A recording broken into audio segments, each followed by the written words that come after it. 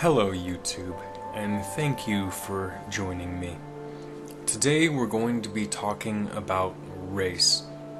What is it? What is its purpose?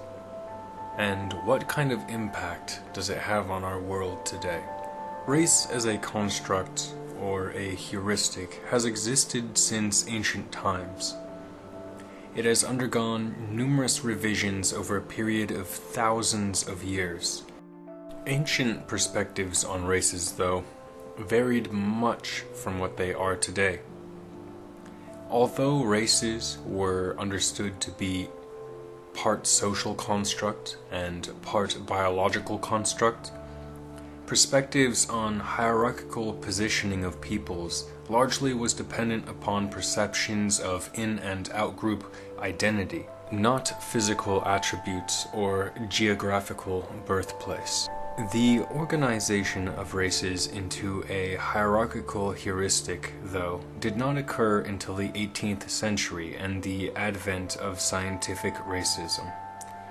Taxonomy became more popular, and naturally, scientists tried to fit races into distinct categories, characterized by distinct physical and psychological traits and considered immutable.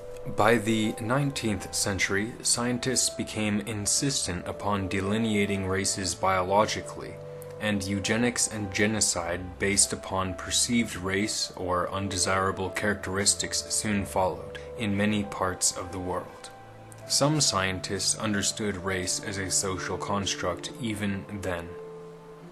In the early 20th century, a conflict arose between beliefs of a Gestalt hierarchy and superiority and human equality. By 1945, and marked by the end of Nazism, a conversation surrounding the notion of racial differences was brought into public discourse front and center. Following the end of World War II, the United Nations Educational, Scientific, and Cultural Organization was established. Soon after, it declared there was no biological basis for race and issued moral condemnations of racial hierarchies. Today, race is still conceived of as a social construct in the scientific realm, although some argue, outside of that realm, that it is a biological construct as well. What do these phrasings really mean, and what does the evidence have to say about their existence? The biological concept of race can be tested using two predominant methods. The first is called the fixation index test. This measures the variation among and between local populations of a species to determine differentiation due to genetic structure. The AMOVA test, or the analysis of molecular variance, is used to delineate species specifically, as it provides a fairly accurate representation of speciation within a species, as its different populations differentiate and become different subspecies. The statistical significance score that you would need to attain in order to be classified as a distinct race within a species would be 0.25. Chimpanzees, when analyzed, have a score of 0.301. Humans, however, do not have a score anywhere near high enough to qualify as being divided into races. If you look at the most isolated populations from major continents such as Africa and Europe, and we measure the variation between these populations, they still only score at a 0.043, well below the level at which we would traditionally consider a species to have distinct races present within it as subspecies and subpopulations. The second way to determine whether or not a species has races within it is to construct a phylogenetic test, which itself is the construction of relational diagrams which show divergence in species. and provide clues as to the relational qualities of species to one another. If your phylogenetic construct resembles a tree, that is, it has distinct brachiations and clear, distinct evolutionary lineages within a species, then it can be said that that species has diverged into different races or subspecies. When we look at the human phylogenetic construct, it does not resemble a tree. It resembles a tangled mess. Thus, we can infer that there are no races within the human species. However, there is one more important point to make on this topic. Genetic differentiation is required to determine races, but it's not enough.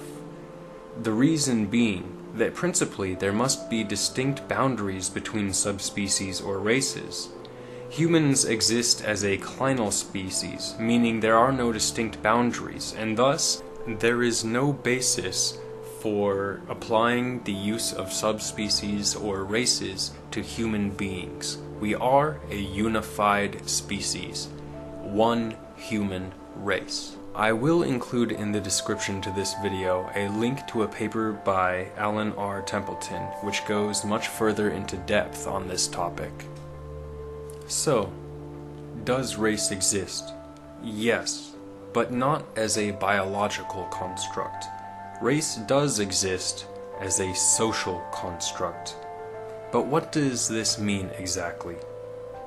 What it means is that humans must all agree that races exist for them too. Since we do recognize slight variations between us and recognize that different geographical regions house different cultures, we have come to agree that race does exist as a concept. These perceptions and beliefs can and do have significant impacts upon our societies and upon us each as individuals. There is good news, however. Because race is a social construct, we can all agree that race doesn't exist in a hierarchy. Instead, we can recognize our diversity not as a reason for strife, but as a reason for celebration. We are all equally different from each other, as individuals, as races, as however we choose to define ourselves.